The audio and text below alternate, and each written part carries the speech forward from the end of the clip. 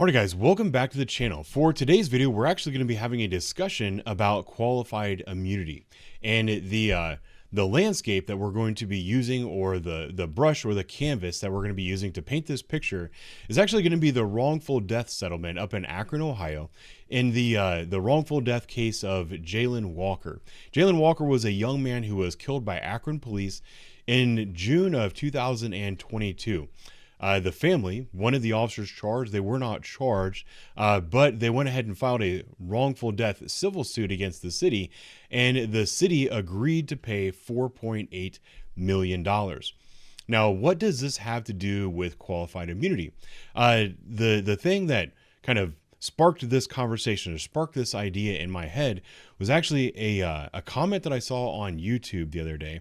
And I replied to that person. Unfortunately, the way I replied to that person caused them to either delete their comment or block me. I'm not quite sure.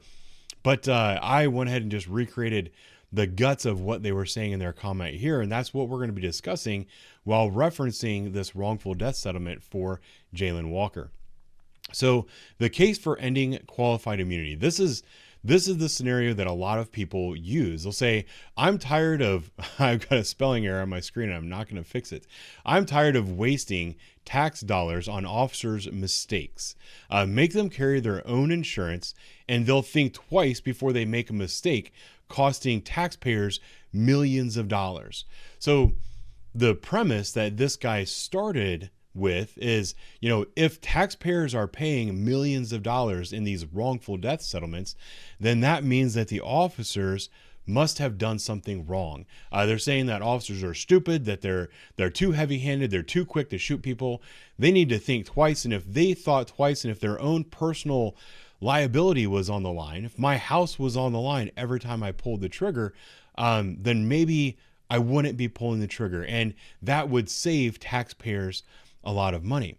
Well, let's go back to the case that we have here, the case of Jaylen Walker and the settlement of $4.8 million that was paid out to his family. Let's discuss whether or not the officers made any mistakes in this case, if it was their mistakes that actually led to this settlement, and if those officers should be personally liable for this money rather than the taxpayers. The first thing that I want to point out to you is that the officers in this case were cleared by a grand jury. A grand jury said, you know what, they acted within the scope and course of their duty. They did the right things. This was not a criminal act. This was a justified shooting by the police officers. They are not going to be charged. Now, not being charged means that you're not criminally liable. It doesn't necessarily mean that you can't be held civilly liable. So there could still be some civil liability for those officers. Let's look at the case and we'll discuss whether or not they should have been civilly liable, or if in fact they made any mistakes. Now, I want to, if you don't remember this shooting, I have posted the video, and the video is out there if you look for it. We're not going to play the entire video of the Jaylen Walker shooting today because I don't want this video to be restricted. There's a lot of things in that video that can't be shown on YouTube, but I want to walk you through the events that occurred that day and what led up to the shooting. This all began with an attempted traffic stop. Officers were behind Jaylen Walker in his vehicle. They attempted to stop him. I don't know why they attempted to stop him. Doesn't really matter to me, but they attempted a traffic stop. He didn't want to stop. He decided to continue to drive. This initiated a pursuit on behalf of Akron police. So they're chasing Jaylen Walker, and while he's driving away from them, he actually puts a gun out the window and fires a round at the officers. That's what we have on video here. I've got the video, I've slowed it down. Actually, I have it paused right after he fired the weapon, but I can take it back to the beginning. This is a very slow motion version of the video of Jaylen Walker driving away from police officers, putting a gun out the window and shooting at them. It's very hard to see. Let's see if we can get it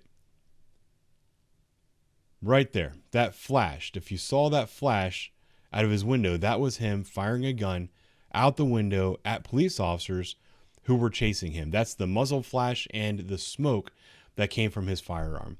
After officers caught up to him and he ran, and we're going to show some of that here in a moment, they ended up shooting and killing him. That began this full-scale investigation into an officer-involved shooting.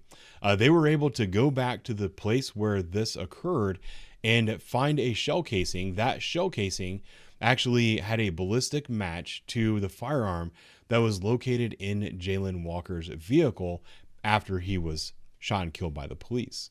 The next thing I want to show you, so eventually they chased after him for a long period of time. He pulls off to the side of the road, and the officers began to try boxing him in. He tried to get out the driver's side of his car, but there was a cruiser there, so he actually let the car veer off the road into this grassy area, got over to the passenger side of the car, exited that car, and began to flee on foot. If you look at this video right here, or this image behind me right here, this is Jayland Walker getting out of his vehicle after fleeing police and shooting at them, and he's wearing a ski mask. What's going through an officer's head when somebody is wearing a ski mask and that person shoots at them? You know, this is absolutely a very dangerous and deadly person. Jayland Walker gets out of his car, takes off running, and while he's running, do my things here, an officer does get behind him and attempts to tase him. Due to, you know, them running and all the undulations and stuff that come along with trying to tase someone while running, the taser was ineffective. Both prongs didn't hit. I don't know if any of the prongs hit. It doesn't matter. The taser was just ineffective in this case. And then this is literally milliseconds prior to officers opening fire on Jayland Walker. It's very hard to tell because it's at night, it's blurred, the officer is running. But this is the moment where Jayland Walker stops, plants his feet, and turns towards the officers with his hand coming from his waistband area. The officers already know that he had a firearm because while he was fleeing from them, he shot at one of them. He put his gun out the window and shot at them. He then got out of the vehicle wearing a ski mask and started to run. An officer attempted to tase him. They attempted less than lethal force on him. They were unable to stop him. He continued to run, and then at some point, he stops, plants his feet, and turns. A reasonable police officer would believe that this person that just shot at them and then fled wearing a ski mask, that person is still armed and he's now turning to engage you in a firefight, fearing for your life and the life of your fellow officers, because there was about 8 to 10 officers that were chasing after at this time. You have a duty and a responsibility to use deadly force to prevent your own self from serious physical harm or death or any of your partners. Those are the facts of this particular case. Now, let's go back to this qualified immunity argument. You know, I'm tired of officers' mistakes, and where's my spelling? I already forgot. Oh, of wasting. I'm tired of wasting tax dollars on officers making mistakes.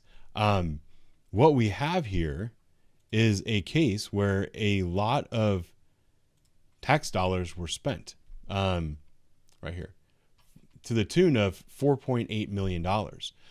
Taxpayers had to pay $4.8 million because the city of Akron agreed to a settlement. Now, if you listen to the people that are trying to end qualified immunity, they would say, well, the city wouldn't have to pay that money. The officer would have been responsible for that money because it was his mistake. But in this case, the officer didn't make a mistake. The officers didn't do anything wrong. The officers did their job. They did what they were expected to do under those circumstances. It was the city and the city attorney's office that decided to go ahead and settle this case. And cases are settled for a variety of reasons. A lot of the time with these government organizations, these cities, these are political entities. They don't want the bad press of taking a case like this and fighting it tooth and nail in court, because you're going to have people like, Black Lives Matter out there and all these different civil liberties groups they're going to be out there campaigning against the city, saying the city hates young black men. And that's why they were refusing to pay his family in the death that is caused by their police officer, because he was unarmed at the time of his death. It's true, he was unarmed at the time of his death. He had a gun on him while he was fleeing the police, but he left it in his vehicle when he got out and ran. This settlement is not a settlement because the officers did anything wrong. The officers should not be liable for the decision made by the city to go ahead and pay out in this case. taking away qualified immunity and causing officers to buy their own insurance and hire their own attorneys to defend themselves against frivolous lawsuits like this will not stop them from doing their job. The reason qualified immunity exists is because being a police officer is a very difficult job. Things happen in an instant. And you have to make a decision within the fraction of a second. You don't want officers second guessing themselves when their own life is on the line or one of their partner's life is on the line within fractions of a second. If I believe somebody is pulling out a firearm and is about to shoot one of my partners, or if somebody is about to pull a gun on me and somebody else on scene sees that, I don't want them second guessing themselves and getting me killed. That's the reason qualified immunity exists, because the courts realize that there is not time to stop and think and run through every single scenario in instances like this. When somebody has been fleeing from you, they've already fired a weapon at you, they get out of their car and they run, they stop and turn towards you. You're not required to stop and evaluate whether or not they have a gun in their hand. You've already made all of the assumptions up to that point. Every single intelligent person in the world would assume at that point he has a firearm. It's not an officer's responsibility to pay for the settlement that the city decides to make when the officer made the right choice. I think that's all I'm trying to say. Thank you for watching. I'll talk to you later.